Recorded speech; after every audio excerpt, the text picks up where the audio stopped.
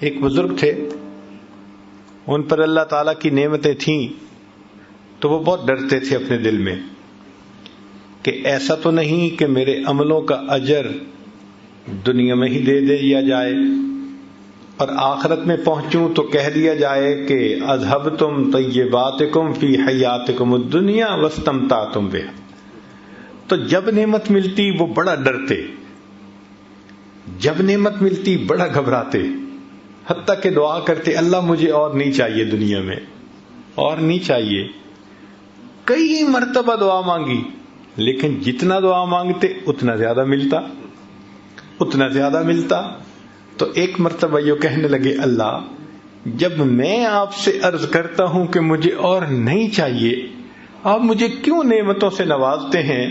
تو دل میں الہام ہوا میرے بندے جب تک تو نعمت کا شکر ادا کرنے سے باز نہیں آئے گا ہم تمہیں اپنی نعمتوں کے نوازنے سے باز نہیں آئیں گے۔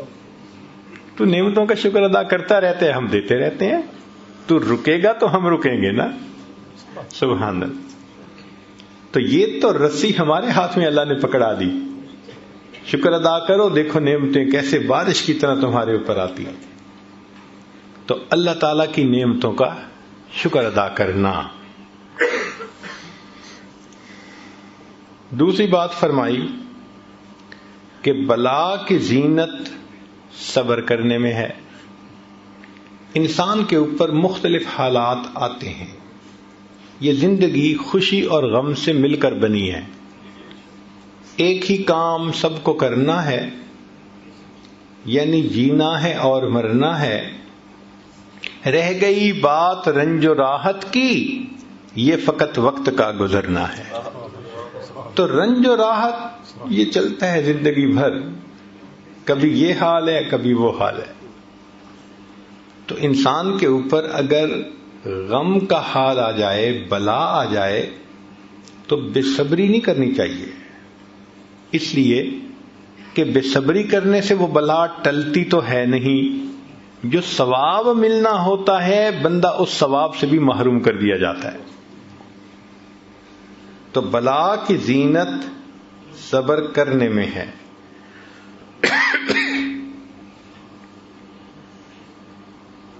صحابہ رضوان عنہم ایک فقرہ اکثر آپس میں ایک دوسرے کو کہا کرتے تھے، یہ بہت کامنلی یوزڈ سینٹینس تھا۔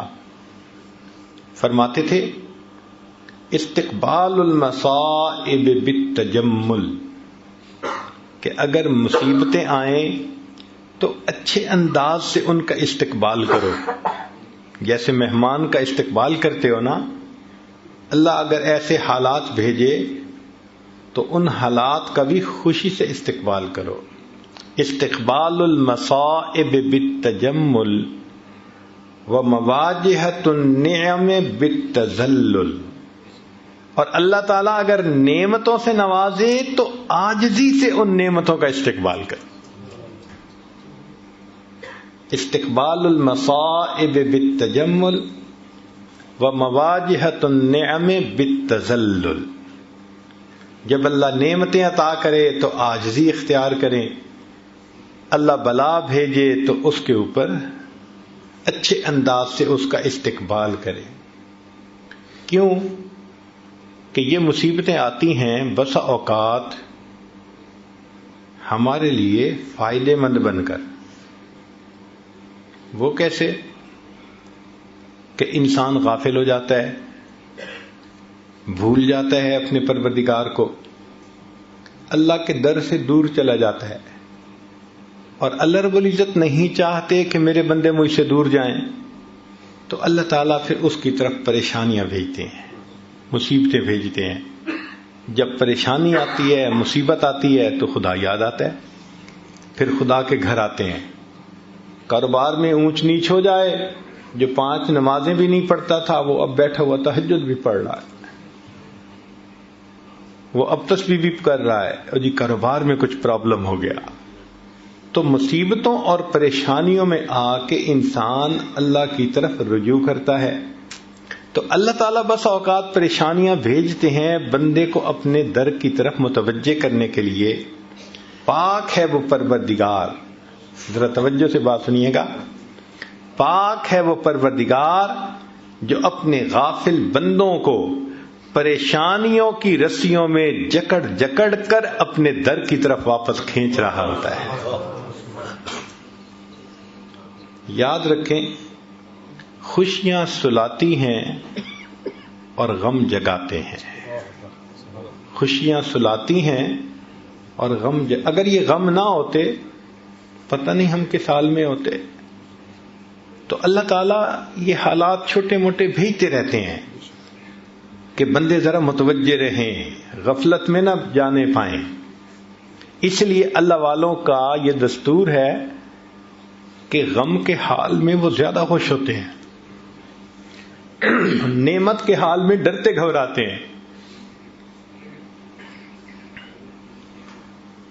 غم میں زیادہ خوش ہوتے ہیں. اس لیے کسی نے عجیب بات کہی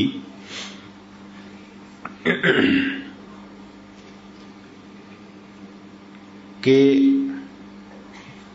سکھ دکھاں تو دیواں وار، دکھاں آن ملائم یار. میں ان سکھوں کو دکھوں پہ قربان کر دوں، ان دکھوں نے مجھے میرے یار سے ملا دیا. اچھا یہ بھی ہو سکتا ہے کہ آپ نے یہ بلائیں مصیبتیں خود مانگی ہوں.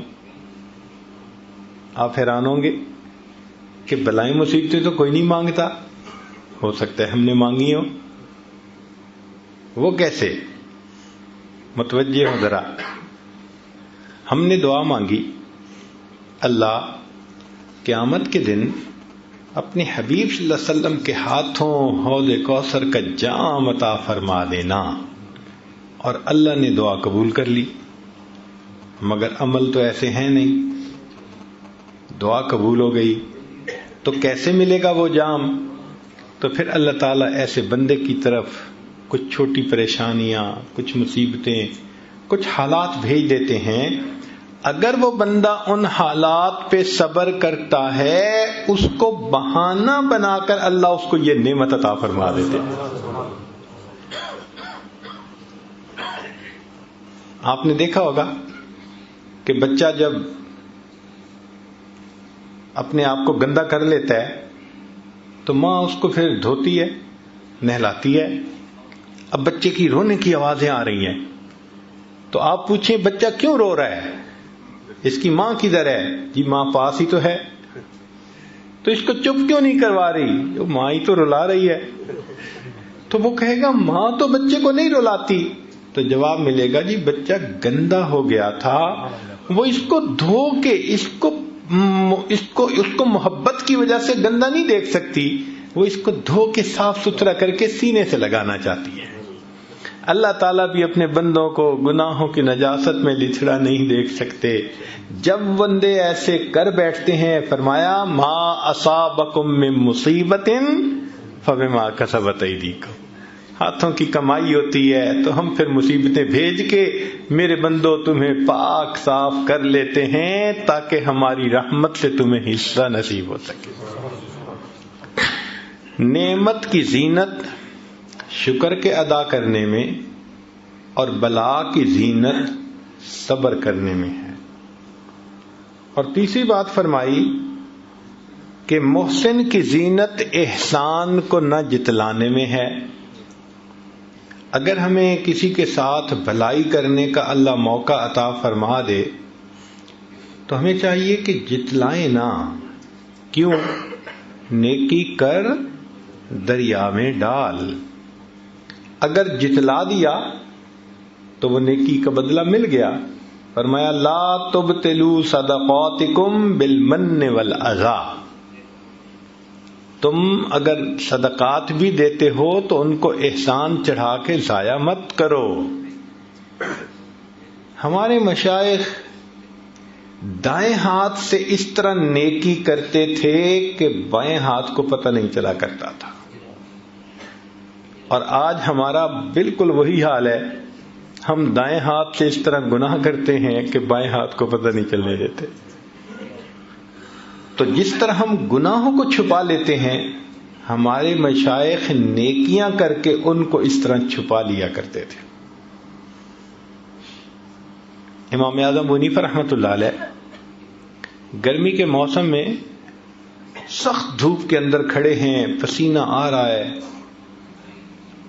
ایک واقف کار وہاں سے گزرا، اس نے کہا حضرت چل چلاتی دھوپ ہے، پسینہ آ رہا ہے اور آپ دھوپ میں کھڑے ہیں، یہ دیوار کے سائے میں آ جاتے، چھاؤں میں آ جاتے. تو حضرت نے فرمایا کہ نہیں، میں چھاؤں میں کھڑا نہیں ہوں گا. اس نے پوچھا کیوں؟ فرمایا کہ صاحب خانہ نے مجھ سے قرضہ لیا ہوا تھا اور آج اس نے واپس کرنے کے لیے مجھے بلایا تھا.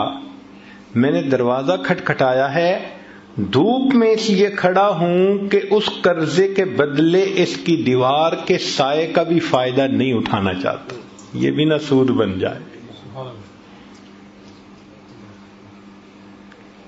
چنانچہ سلف صالحین اگر کسی کا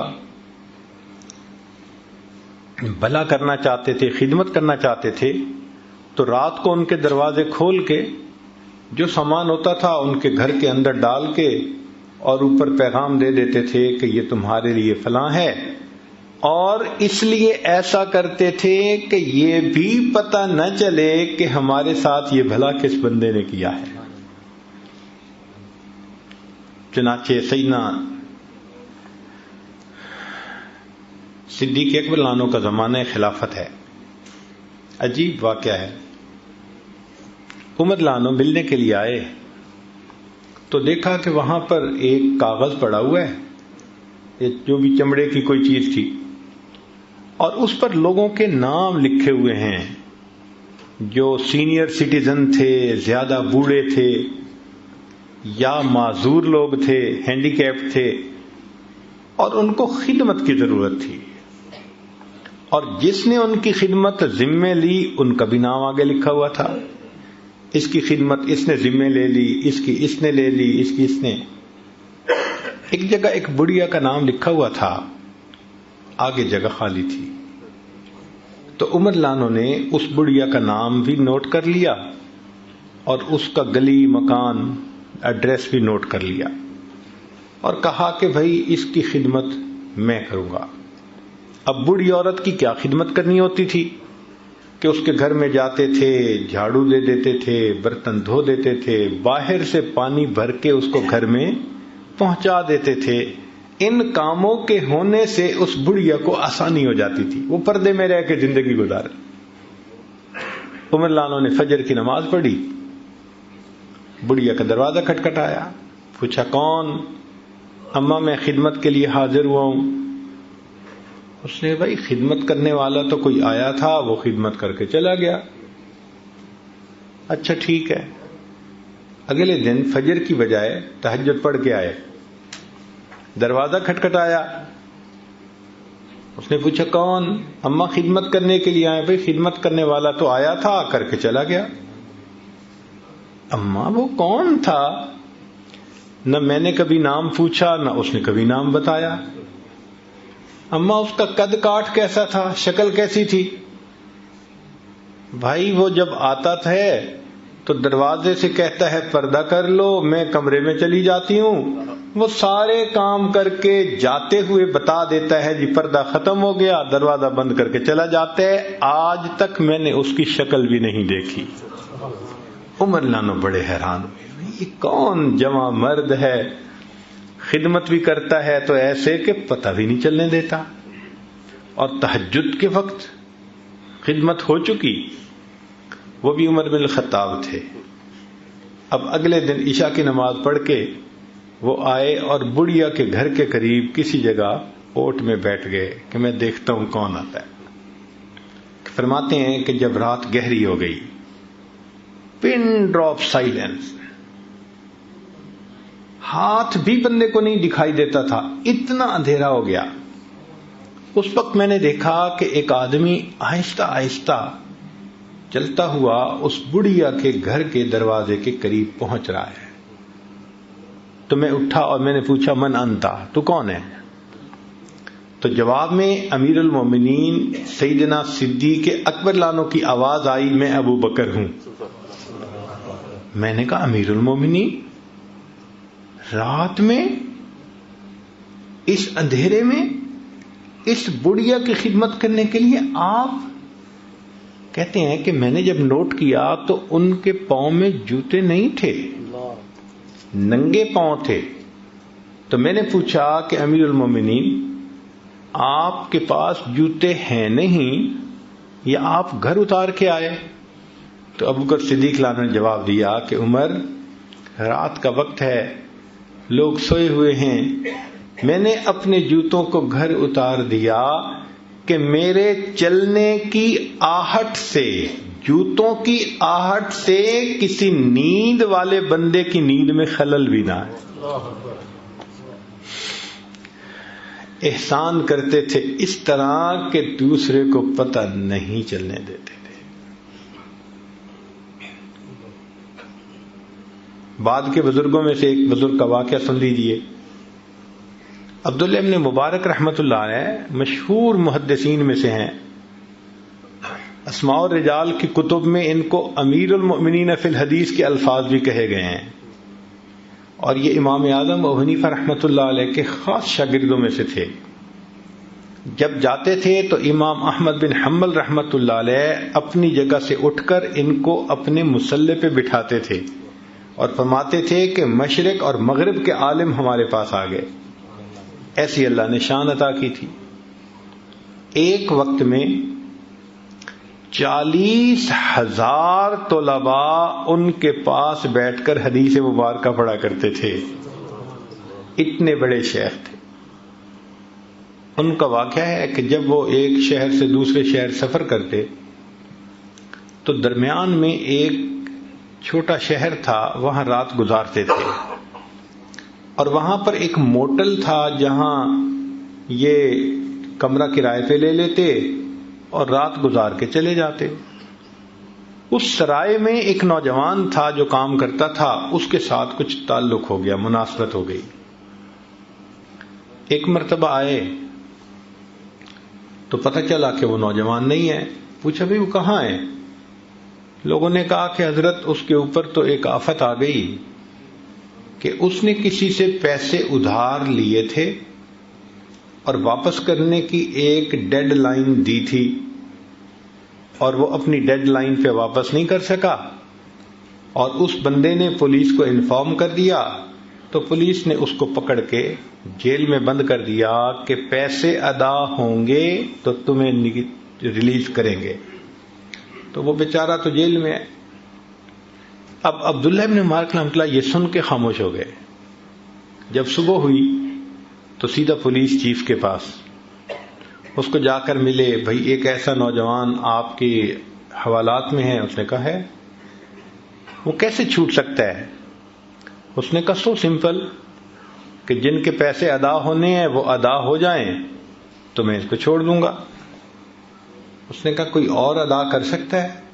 اس نے کہا بھائی میری طرف سے کوئی ادا کر دے، حق والوں کو حق ملنا چاہیے، میں اس کو چھوڑ دوں گا۔